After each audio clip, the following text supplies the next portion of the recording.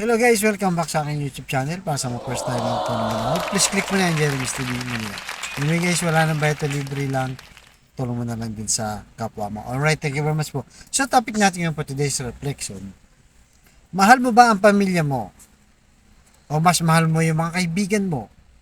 Katrabaho mo na kung saan ay nakikipagkapwa-tao ka? Kaya ano ba talaga yung kailangang ikilos ng isang pamilya na nagiging komplikado pagdating sa labas. So, ayon sa unang Timoteo, chapter 5, verse 8, ganito ang nakalagay.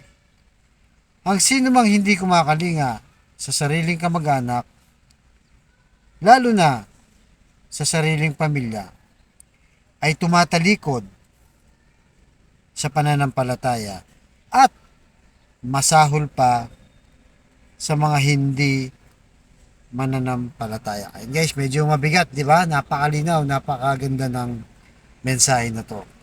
So, sabi dito nga, kapag pinabayaan mo ang iyong pamilya, di ba?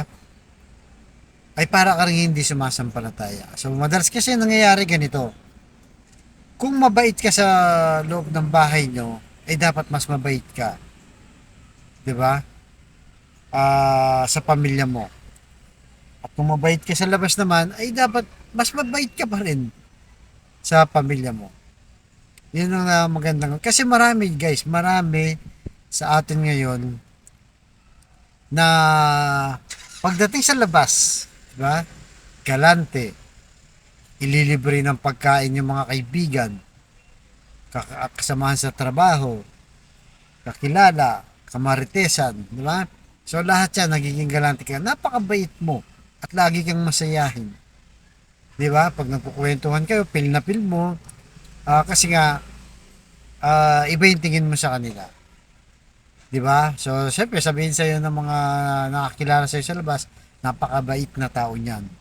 Talagang wala kaming masasabi. At lagi pang naglilibre, 'di ba? Maasahan mo sa problema.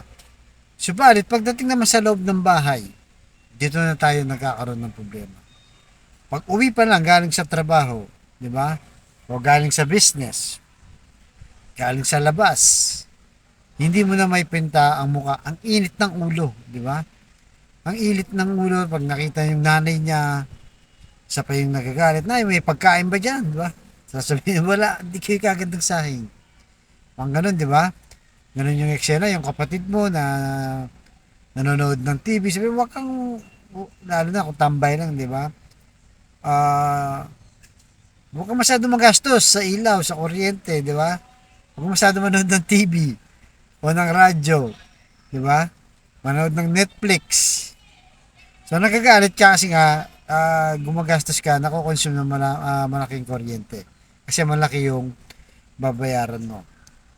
Tapos ang damot mo pa, di ba? Kahit wala kayong ulam, hindi ka bibili. Pwede ka naman bumili sa Andox o sa mga fast food kagaya ng mga Jollibee, di ba? So hayaan mo lang kahit na hindi na masarap yung pagkain. Kaya dapat kung buhay pa yung magulang mo, mahalin natin ang ating pamilya, di ba? Kasi sila yung mga kasama natin.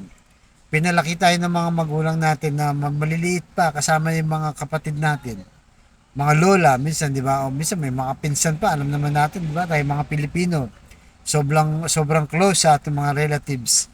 Talagang gusto natin kasama ang buong pamilya. So, yun, di ba? Dapat mas mabait ka sa kapatid mo, sa lola mo, sa nanay mo, sa tatay mo. Kung galante ka sa labas, dapat doble ang galante mo sa loob ng bahay. Di ba? Kung mabait ka, dapat plus doble pa ang bait mo sa loob ng bahay dahil yan nga talaga yung kadugo mo at kapamilya mo. Kung minsan, di ba, sa labas ng bahay, na-stress ka na sa trabaho, mainit na ulo mo doon, di ba? At pag uwi mo ng bahay, yung problema, yung init ng ulo sa trabaho mo, dinadala mo sa bahay. Sa kanila mo lahat binabagsak. Ginagawa mo ng basurahan ang bahay mo ng galit, init ng ulo, di ba? Kakuriputan, lahat na. Parang hindi ka na masaya sa loob ng bahay. So, binigyan tayong babala ngayon sa Bible, di ba? Ni San Pablo sa Timoteo na hindi ka nananampalataya, daig mo pa ang hindi nananampalataya, masahol ka pa kapag mas kinakalinga mo yung sa labas at pinapabayaan mo ang iyong pamilya sa loob ng bahay. So, yan po ang ating hingin sa Diyos na sana yung init ng ulo, di ba? Yung galit, yung kabisitan sa labas, huwag po natin dalhin sa loob ng bahay. Igalang natin ang ating mga magulang, irespeto natin sila, mahalin ang mga kapatid, lolo at lola, di ba? At gawin ang lahat habang nabubuhay pa. Dahil hindi lahat ng panahon kasama mo yan. At sa kahirapan, di ba, sa pasakit, walang ibang tutulong sa'yo kundi yung kapamilya mo lang. Yung mga kaibigan natin, ang maganda, hindi naman masama makipagkaibigan. Pero pag dumating guys, yung mga problema na sa buhay, pamilya pa rin ang maaasahan. Kaya sana po, guys, sana po, mahalin natin ang ating pamilya. Alam natin may mga hindi pagkakasundo, pagkakaunawaan, minsan nag-aaway, pero at the end of the day, magkapatid pa rin kayo. Mag-ina pa rin kayo, magtatay pa rin, maglolo pa rin kayo, magkamag-anak pa rin kayo. Kaya mahalin po natin ang ating kapamilya. Isang senyales na talagang nananampalataya tayo sa ating Panginoong Hesus. Kaya sa kapatid nating nanonood sa aking vlog, na may matinding karamdaman, problema sa pinansyal at problema rin sa relasyon,